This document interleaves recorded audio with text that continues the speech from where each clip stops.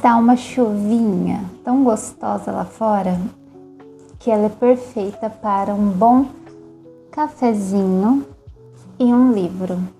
Por isso hoje eu decidi que eu vou ler um conto da Clarice Lispector com vocês. Olá pessoal, sejam bem-vindos ao meu canal.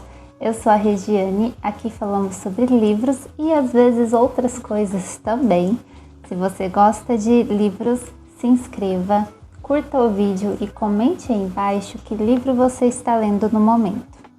Hoje é 24 de fevereiro, você vai estar assistindo esse vídeo em março, mas já estamos no finalzinho de fevereiro e fevereiro é um mês que eu não li muito comparado a janeiro. Eu consegui ler um livro inteiro apenas, os outros livros são livros que eu comecei em janeiro e terminei em fevereiro, e outro que eu comecei em fevereiro, mas eu não vou terminar em fevereiro.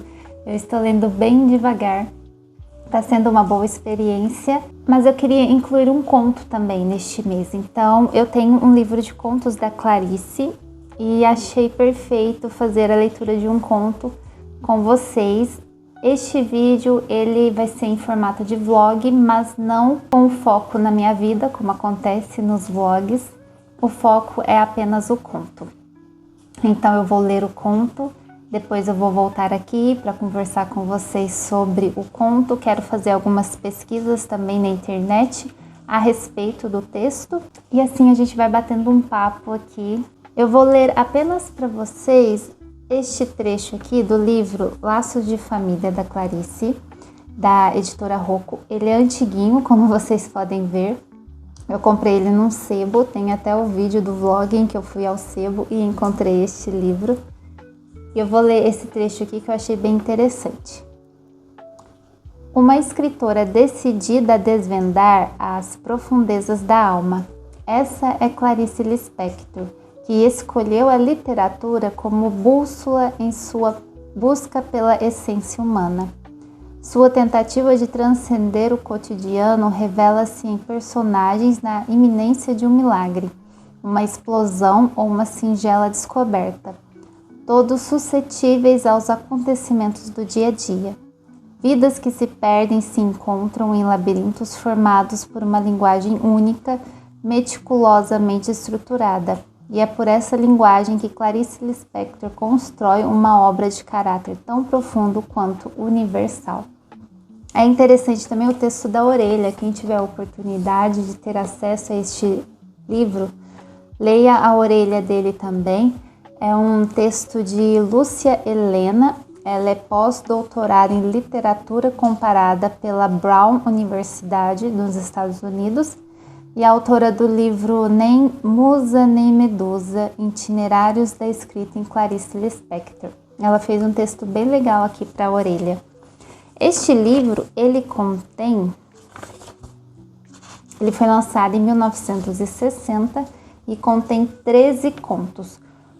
Um dos contos, Uma Galinha, eu li ele aqui no canal. Vou deixar o vídeo aí no card ou linkado aqui embaixo. Eu leio ele todo na íntegra para vocês. O vídeo é Conto Uma Galinha de Clarice Lispector. Caso você queira ouvir minha narração do conto, o vídeo está aí disponível.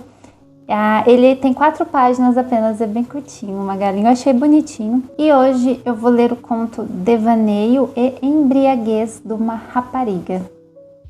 Vamos ver como vai ser essa leitura. Vou tomar o meu cafezinho, ele está aqui, café com leite. Já é o segundo do dia. E talvez seja o último, porque eu não gosto de exagerar com o café. Minha água também está aqui. Vou ouvir o som da chuva e ler este conto. E depois eu volto aqui.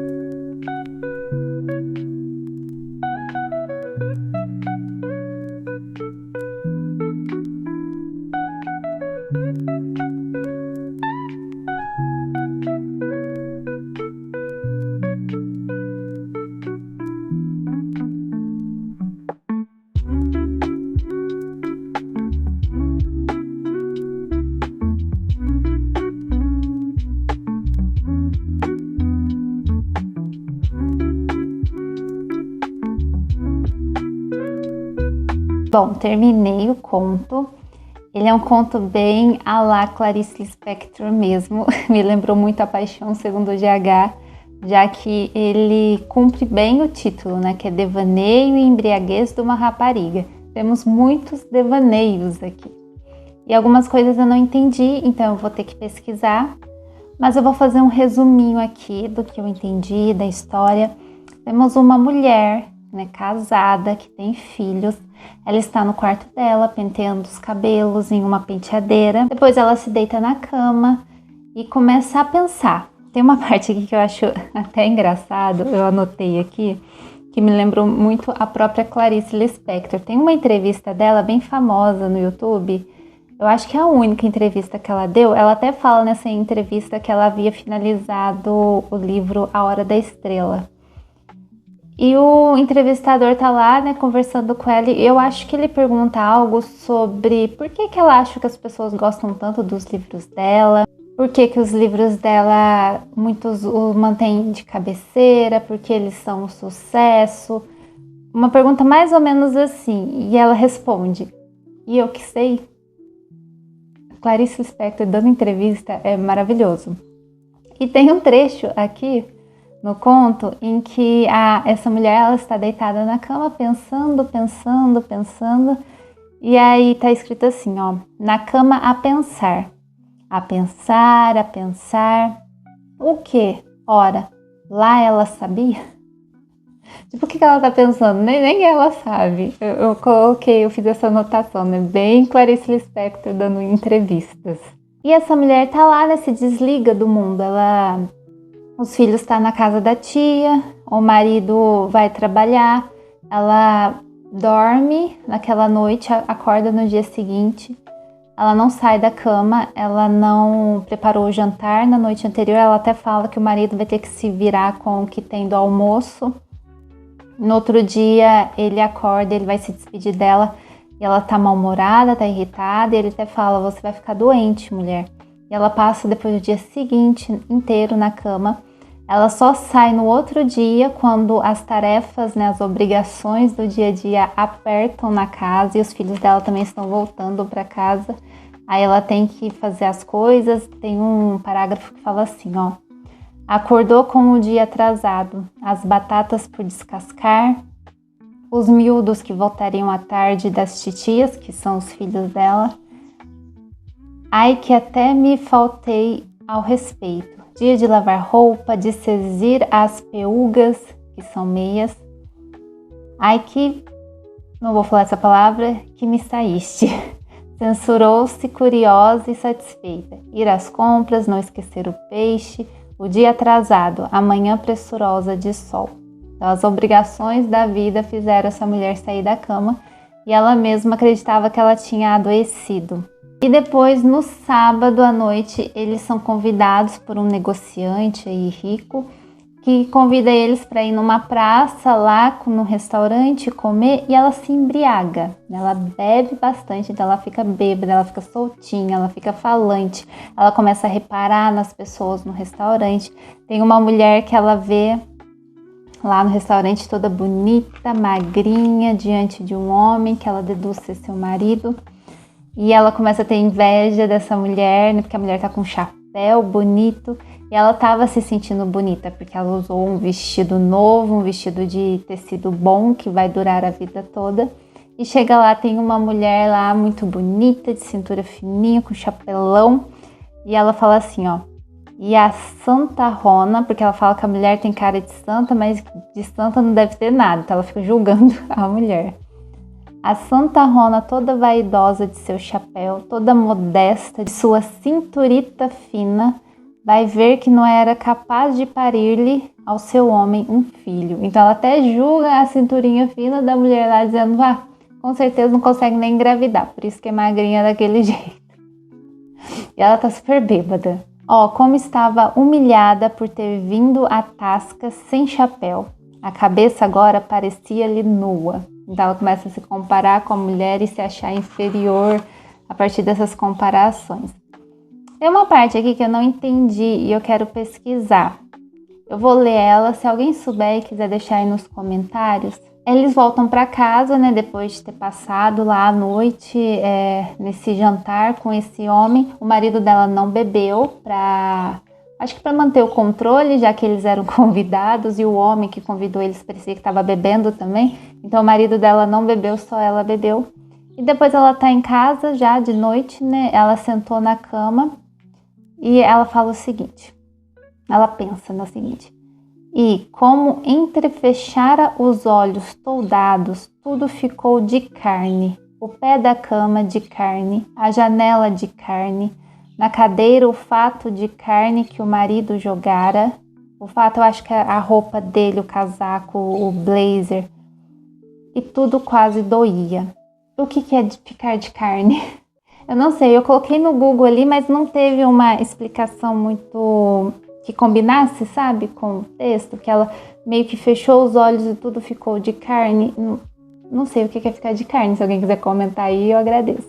E depois ela fica devaneando ali, sentada, ainda a embriaguez passando, né, então ela tá naquela fase entre ficar sóbria e ainda um pouquinho bêbada, então ela fica ali triste, ela fica sentada à cama, conformada e cética. Ela começa a se cobrar por ter comido muito, ela estava muito empanturrada, muito cheia de comida e depois ela ia pagar por isso. Mas ela se divertiu muito à noite, foi uma noite feliz, foi uma noite alegre, mas de repente bateu aquela tristeza nela. E ela começa a reparar que a casa dela tá suja, que o chão tá sujo, mas no dia seguinte ela não vai conseguir limpar, já que provavelmente ela vai estar de ressaca. Então no dia seguinte ela fala que ela vai tacar um sabão naquela casa e deixar a casa dela bonita. Ela já tá um pouco mais relaxada e feliz porque os filhos estão dormindo, o marido tá ali dormindo. Então me parece muito assim uma mulher ao mesmo tempo cansada e sobrecarregada da vida de casada, uma mãe, dona de casa e ao mesmo tempo satisfeita por ter a vida que ela tem, sabe? Então ela fica meio nessa contradição. Foi mais ou menos isso que eu entendi, a minha experiência de leitura. Agora eu vou fazer algumas pesquisas para ver, né, o que os leitores e os críticos literários têm a falar sobre este conto. Bom, eu fiz a minha pesquisa, anotei aqui, vou colar bem no final do conto essas minhas anotações. Eu entendi bem o conto, achei que não tinha entendido, mas pelo que eu vi eu entendi. Apenas a expressão ficar de carne, não faço ideia do que significa, então se alguém quiser me contar eu vou ficar muito feliz. Bom, o conto é sobre a pressão em cima de uma mulher. Primeiro temos a rotina e o aprisionamento, a monotonia da vida doméstica. O conto começa com ela lá, né, se penteando e de repente ela começa a pensar, né, no passado dela, na vida dela, nas coisas dela e isso vai deixando ela feliz.